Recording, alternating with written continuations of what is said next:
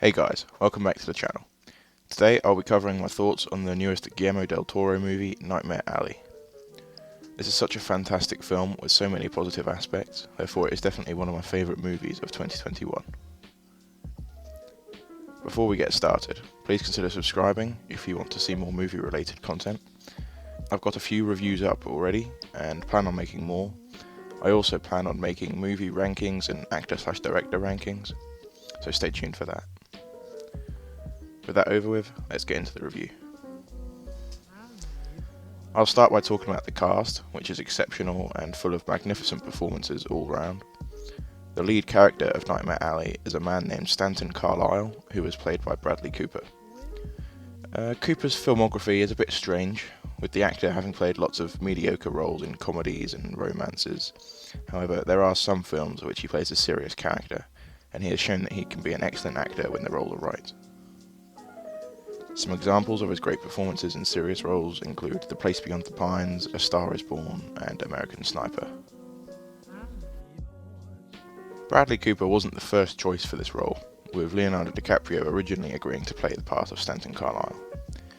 Cooper became involved when negotiations collapsed due to DiCaprio not reaching a financial agreement and opted out of the production.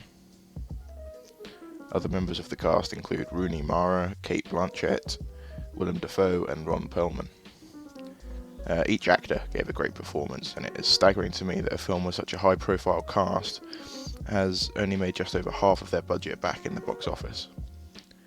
Ridley Scott's The Last Duel and Edgar Wright's Last Night in Soho are two other films released last year, which should have been successful, and they're critically acclaimed. However, similarly, they didn't make any money. I love how the film follows one character in his journey to and from becoming a distinguished illusionist/mentalist, tricking people into believing his show as a psychic. I don't think I inherently prefer this style of narrative over one which follows several characters equally. However, I think the way in which Stanton and Molly are the only characters which remain on screen throughout more or less the whole length of the film is more suitable. That being said, it's also worth saying that Rooney Mara's character Molly isn't as profoundly explored in a way that even by the end of the film we know more about Stanton than we do her. Nightmare Alley was nominated for 4 Academy Awards, however it won none of them. The categories were Best Picture, where it lost to Coda, Best Cinematography, where it lost to Dune, Costume Design, where it lost to Cruella, and Best Production Design, which was snagged by Dune as well. Personally, I think that the costume design in this movie was better than that of Cruella, and it should have gotten the award instead. As far as cinematography is concerned, Nightmare Alley is exceptionally well shot, and every scene looks spectacular, which is usual from Guillermo del Toro.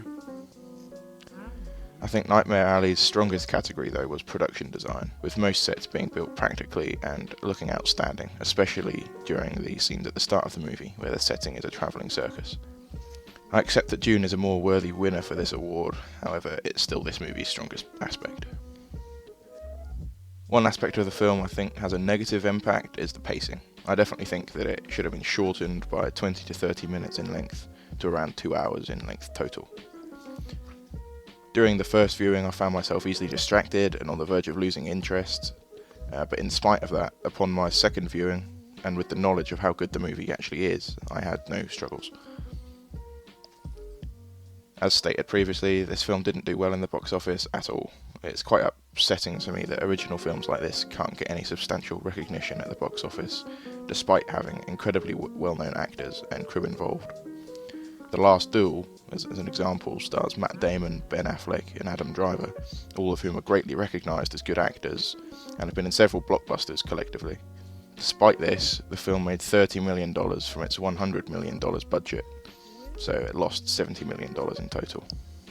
There are a few reasons why this keeps happening to original films, with the number one culprit being the newfound prevalence of streaming services. The sad truth is that if people don't start viewing these original films in cinemas again, they will no longer be made. In conclusion, I think Nightmare Alley is one of my favourite movies of last year, and I absolutely love the style of film noir which Guillermo del Toro brings to this drama thriller. If you haven't already seen it, I would highly suggest giving it a watch. If you enjoyed this video, please hit the like button and consider subscribing if you want to see more movie related content. That's all I've got for today. Thanks for watching, and I'll see you next time.